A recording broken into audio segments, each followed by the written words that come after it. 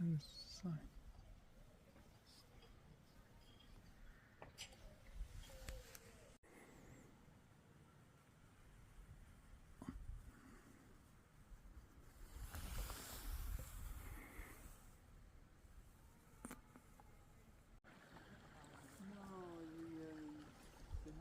The helpful inserters.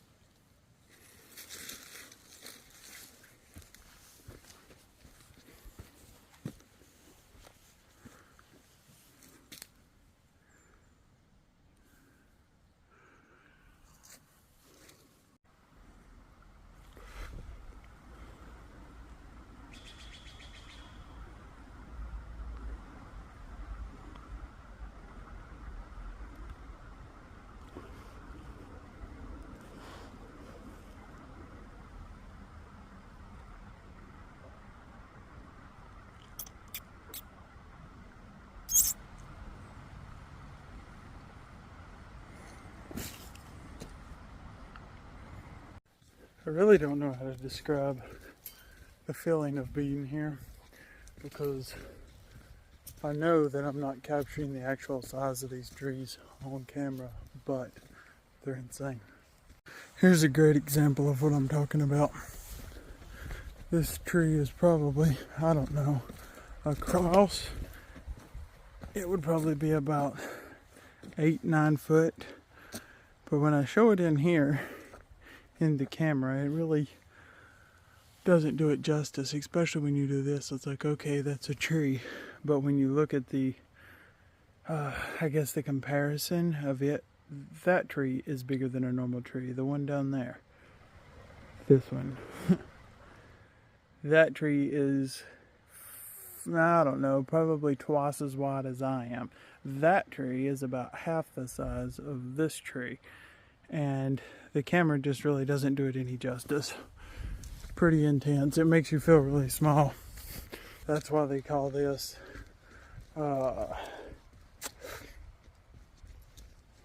Grove of Titans. I believe that's what the name is, and I can see why they call them Titans.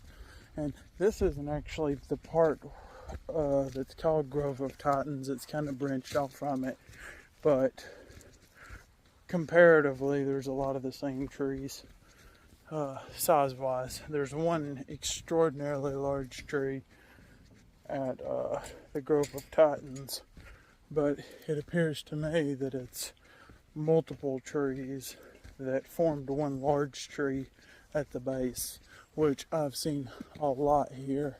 For instance, this tree I'm looking at the base, you would almost think that it's one tree, but you get up and you realize it's two trees, which right here anyways. Not something I see a lot in Tennessee, but it seems to be fairly common here in the Redwood forest. I don't know, yeah, I took some pictures of this tree that I'm coming up on. Like, the tree is massive, but you don't really get to see how massive. I mean, I guess you can see that, like, let's see if I zoom out.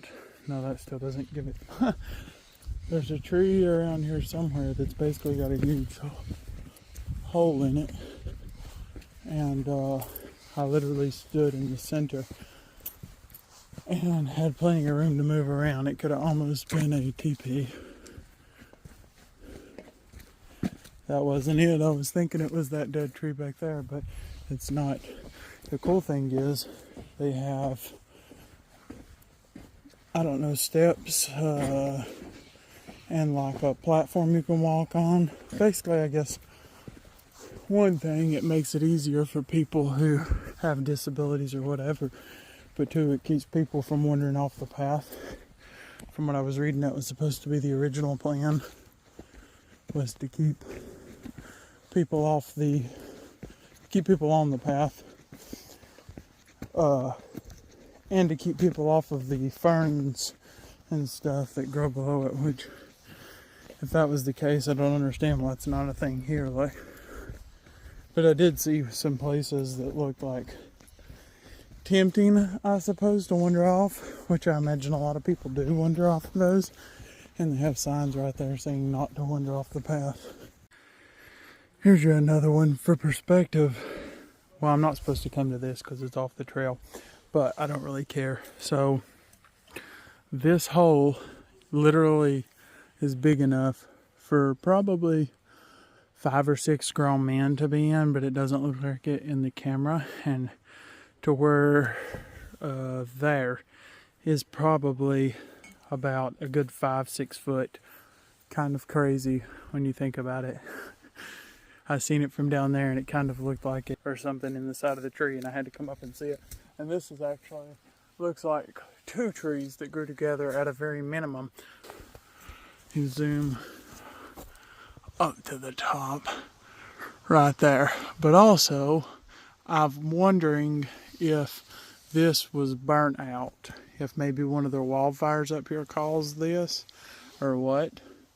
But based off of what I was talking off, these trees don't have a deep root system, so the bottom of them can be washed out, burned out, whatever, and the tree itself will still be alive because the roots spread out across the ground. like some of the pictures I took with a massive, I guess, trunk or root base, you see that it just basically ripped off at the ground, and there's nothing remaining. There's a few roots that work as anchors that go down into the ground, but overall the majority of the root system is above ground and connected to all the trees surrounding them. Then the other interesting thing, in spite of how big this area is, and in spite of how large this area is, they said there's only 4.6% of the original, just from the trees dying over time, people in the past logging them and stuff like that. So they're actually working towards replanting trees and connecting the multiple sequoia forests together, which I find extremely interesting. I wouldn't consider myself a tree hugger, but this is pretty cool and convincing.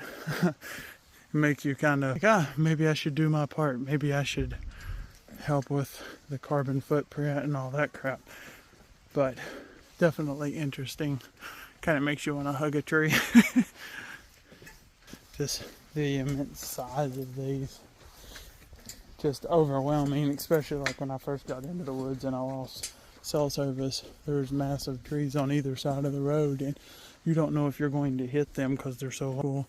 So this massive tree fell, and where they put this grate in that I was talking about, you see they had to cut this tree so that they could put it in here. You could walk across it.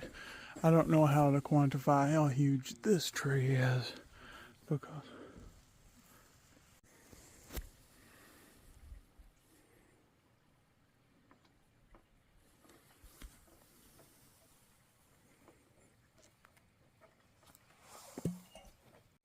so these are considered to be the largest trees here in this area of the Redwood forest, which this is what is actually referred to as Titan Grove.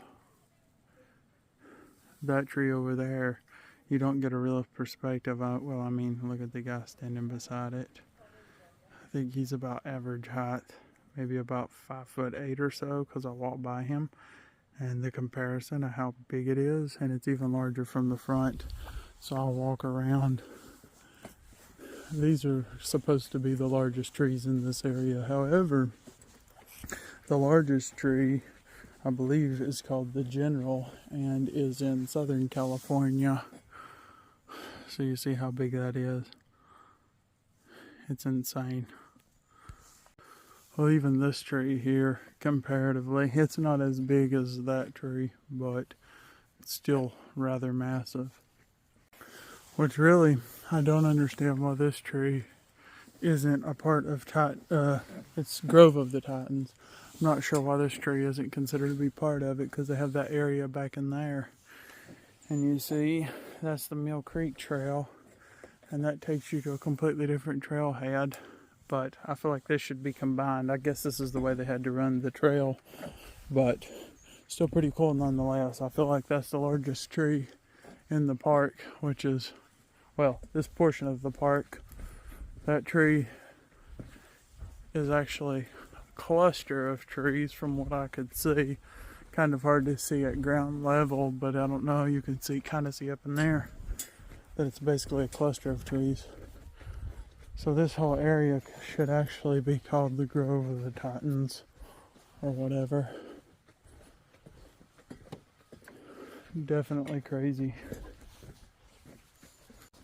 This is a cool little area off of the trail. Well, it's still part of the trail, but not really, because it doesn't lead anywhere but down to a creek. Kind of cool, but it's no horse creek, aside from the fact that they have the massive trees. It's pretty cool though. I was told that they have huckleberries here. They have a bunch of edible berries and stuff, but I don't know, I haven't seen them. I did see a doe, that was pretty cool. And then I think the ferns are really cool. They're literally everywhere. These are some really large trees. it's crazy because even as somebody my size, it makes me feel extraordinarily small. Kind of like, I guess I feel like I understand what it feels like to have dwarfism now. Like, look at those guys up there. You can barely see them. Let's just zoom back out. Pretty cool. Okay, now we're up on this Titan. This should also be a portion of the Titans, although you look up there, it's multiple trees that made one massive trunk. That's the coolest thing ever. Got this trail that loops all the ways around it, and if that don't give you perspective of how big this tree is, I don't know. It's huge. It just keeps going, it feels like. This one would probably be, I know it's a combination of trees, so I don't know that it really qualifies as one of the biggest trees. However, it looks like it's about 30 foot across. Hard to say how big it really is. That tree is really cool. Covered in moss. Super freaking cool.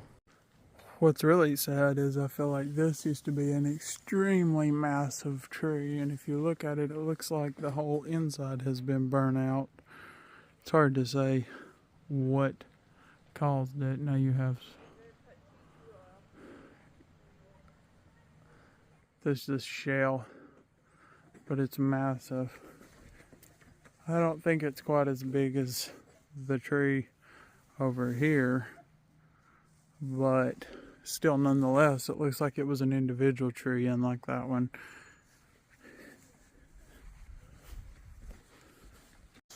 You truly do get an odd feeling here, just like you've been transported to another world.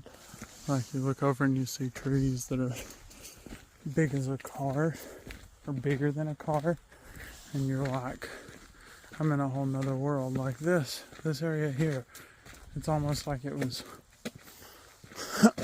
I don't know, a movie set or something, like it was purposely set up this way. It's extremely mind-boggling how this place could be real. You feel like you're kind of walking through a movie set, or you're on another planet, like you've just traveled to Jumanji or something. I don't know. It's just kind of, you pull in here and it kind of leaves you in awe.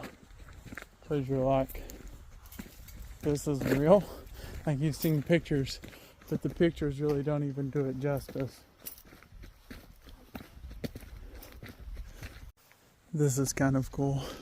I guess it kind of goes hand in hand with what I was saying about the roots being kind of above ground, or the top level. But it's insane the size of these roots. Like they're the size of normal tree branches. Well, I mean, look at my arm in comparison to this root.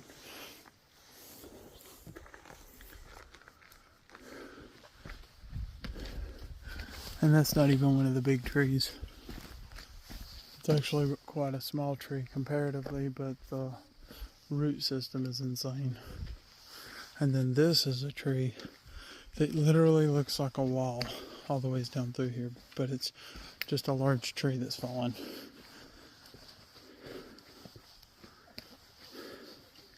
You would almost think it was like a solid cave wall or something, but in reality, it's just a very large tree.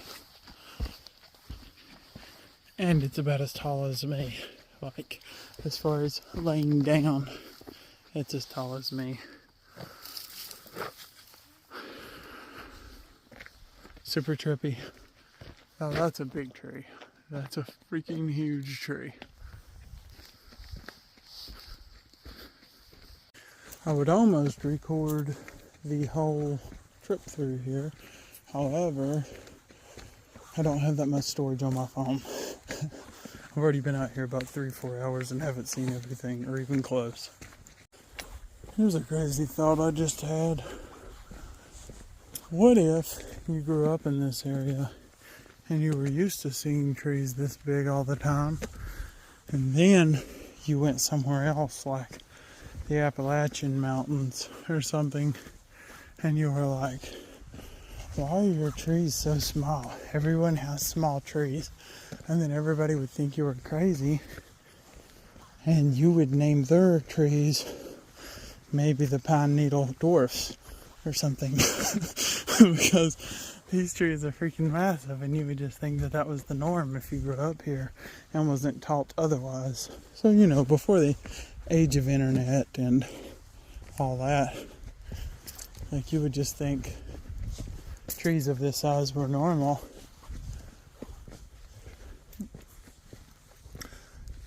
It's super daunting though. This lady's been speed walking. The lady up there, she speed walked this whole trail. Now that I'm going to record her, she stops. I don't know what she's stopping for. Might have blown out a flip-flop, but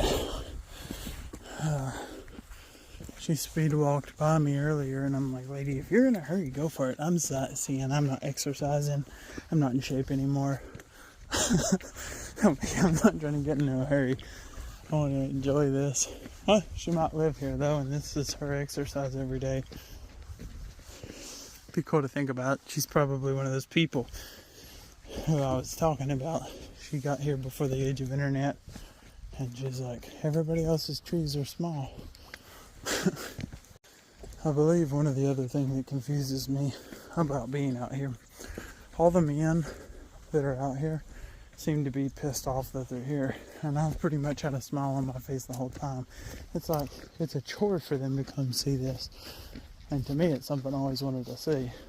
On the other hand, the women are all super happy to be here, but maybe all the guys were just like, oh, I just want to sleep in today, and they're like, no, we're going for a hike, which I get.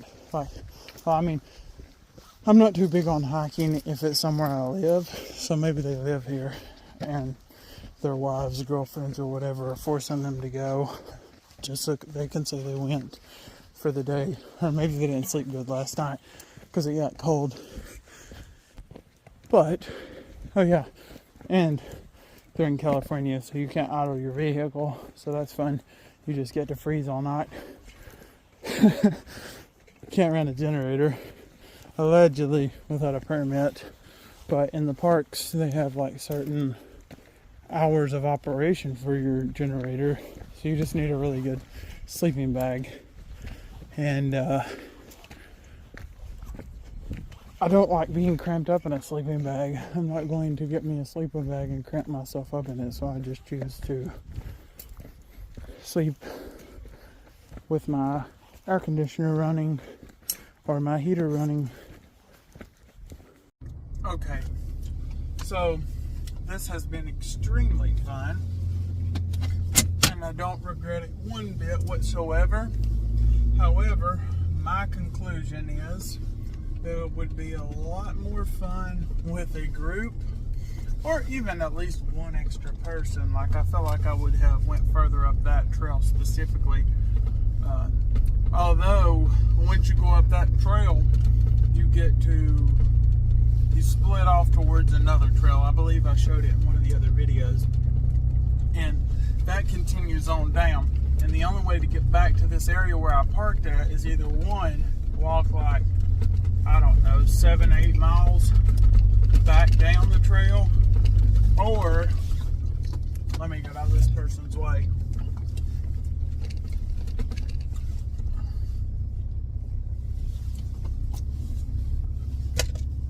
Yeah, you're welcome. So he didn't thank me, but anyways, you walk 6 or 7 miles back down the trail to where you started, or you can walk even longer around and you have to cross a river. So I met a guy on the trail. This is pretty cool. This tree has been carved on and all sorts of stuff. So that is insanely big. It's bigger than my truck, I swear. But anyways, now I gotta cross this weird little tiny bridge. It looks like a one-person bridge on this portion that I'm crossing because they've closed off part of it. I don't know why, but yeah. So I'll be able to show what I'm seeing as I'm driving through. But right now I'm headed towards Trees of Mystery, which I went to yesterday. That's where I took the Paul Bunyan picture. That was pretty intense. I suppose you've got to keep up with the size of the trees. This road is rather rough. It's a gravel road, but not gravel like you're throwing up gravel, like beat down gravel. But yeah, so the takeaway for me has been that it's super awesome, but it would be more awesome to experience with people, because it's honestly hard to convey the size of the trees or how daunting it is to just be surrounded by trees that big. I would 100% come back again by myself.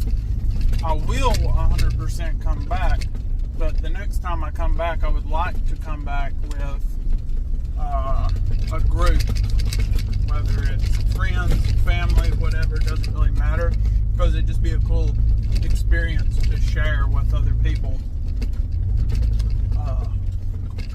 Also, I'm just really amazed at how unhappy a lot of the people were to be here. They just, no excitement for the idea that they were here or whatever. This lady apparently doesn't know how big her car is because she just refused to get over.